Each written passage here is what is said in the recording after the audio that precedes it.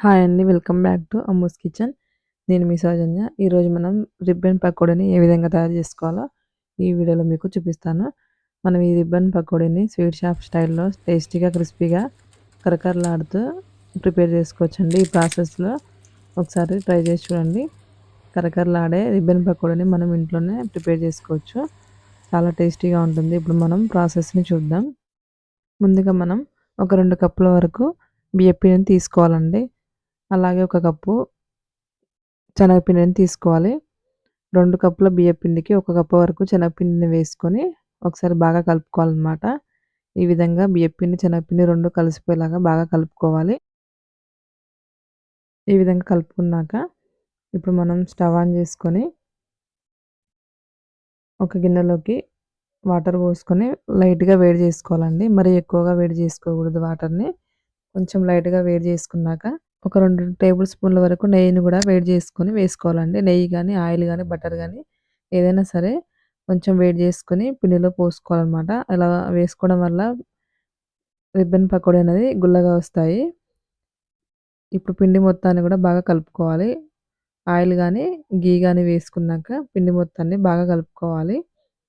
ఈ విధంగా కలుపుకున్నాక ఇప్పుడు అందులో రుచికి సరిపడా సాల్ట్ వేసుకోవాలి.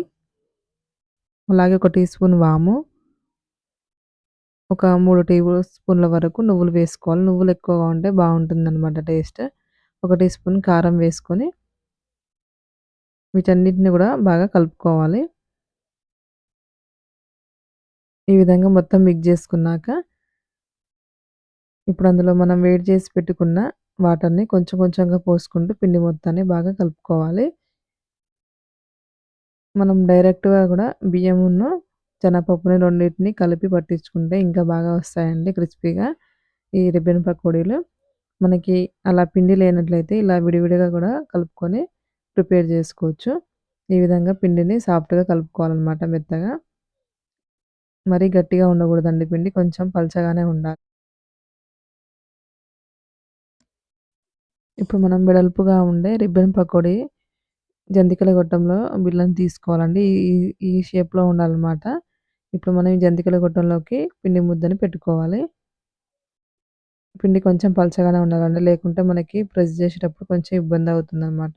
ఇప్పుడు ఆయిల్ కూడా హీట్ ఎక్కిందో లేదో చెక్ చేసుకుందాం. ఆయిల్ బాగా హీట్‌గా ఉండాలి. ఆయిల్ హీట్‌గా ఉంటేనే మనకి ఇది రిబ్బన్ పకోడీని వేయగానే మంచిగా క్రిస్పీగా డీప్ ఫ్రై అవుతుందనమాట. లేకుంటే మెత్తగా ఉంటుందనమాట.